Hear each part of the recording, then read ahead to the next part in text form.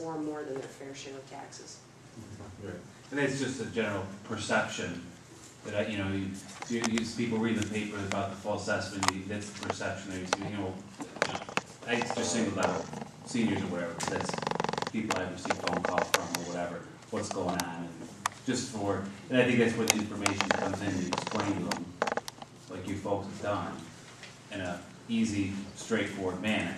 That'll be part of the, the public education portion of the implementing the new program. So this is a hypothetical, concerns that you hear out there, and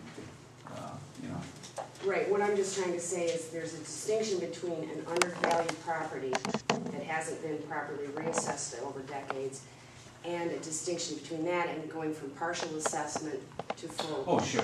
And sure. It sounded as if those issues were being mixed.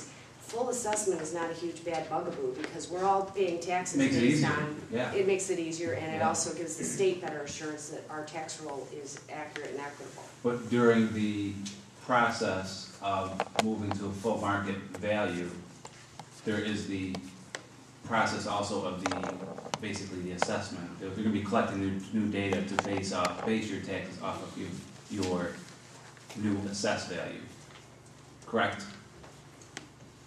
Yes. You're going to be given a new assessment. Well, the data collection is going to result in a new value on the property, or a proper value on the property. Whether it's going to be new or different is going to depend on the individual property. Exactly.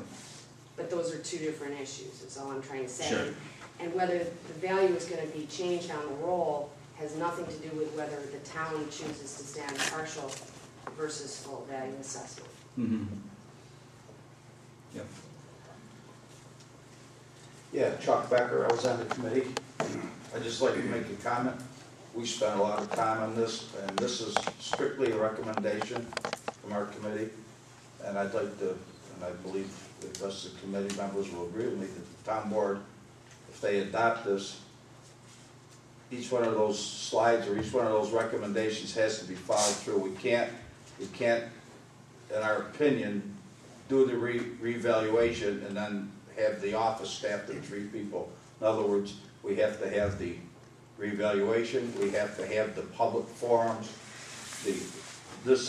everything has to take place pretty much, in our opinion, as we outlined it. Therefore, I mean, if you need more information, I'm sure the committee would be more than glad to sit down with you guys in more detail, but after reviewing and listening to the people from the state and the county and everybody else, this is a comprehensive plan that has to be done in steps in order for the public to buy into it. I agree with you, and that's all I've got we to wouldn't say. want to pick and choose of your recommendations. All of them have to be followed. Exactly. And to make it work. And that's our opinion. Yeah. There's no sense getting new data and then 3-4 years being the same boat Yeah. we are now. Right. And that's exactly what we I think. think we all understand. Yeah. Anything else, John? No, I think we're set. Thanks. Sorry, Bonnie. Just wondering in regards to sending out notification to the people when they get a new assessment. Hopefully, like you were saying, preliminary. Could you speak up? I can't hear you. Sorry, preliminary to tentative roll, which is May 1st. The problem is, say you change somebody's assessment and you wanted to give them a couple extra months' notice, which would be, February or March. The problem is taxable status date is March 1st, so a lot of people haven't completed filing their exemptions yet. They don't know the savings they're going to have. The school tax rate isn't set in March, so it would be really hard to tell people what their taxes would be. Again, they don't have the school tax rate then. Exemptions aren't due till March 1st, which is taxable status date. And houses, March 1st is kind of like the snapshot of the town. So say a house is done, before March 1st, they have that time to put it on the roll. Whereas, if they didn't start digging until March 3rd on a house, it's not going to show up probably till the next year, just the land.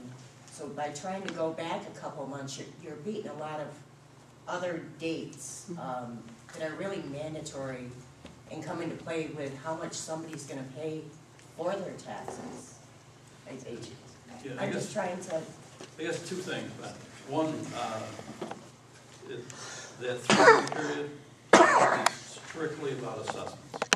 It's not about taxes, okay? It's about assessment. And the other thing is that when it's strictly informal, okay? And a lot of towns have gone to that model now of posting the preliminary roll informally early. Okay. just again with the new And construction I and know. filing for exemptions. I'm Right. just saying because somebody offered, giving them an idea of what, you know, letting them know what their taxes would be. It just seems, Oh, no, that's not the addition to that, okay? The letting people know what their taxes are compared to, you know, new assessment compared to old assessment is part of the revaluation process, not part of the annual assessment process. Okay? So that's just gonna happen once, not always. Right. John, thanks again. Thanks to the committee. Thanks for your time. No problem. Number 17. Heather? Talk fast, Heather. Hey, Chief. The door enforcement must be on here. You crack your doors.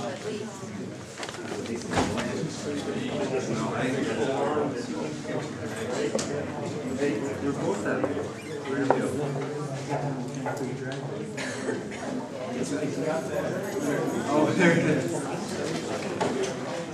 This is a baby mistake.